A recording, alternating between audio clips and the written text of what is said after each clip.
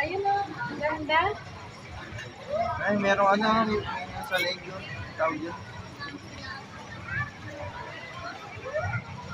Parang nakailip mo, no? Siguro napag-iisip na lang sa ganyan ako. Kaya nga nakaan ko na yun. Hindi ko kayang tagalin mo. Nakuha pa. Daming chicks ko na.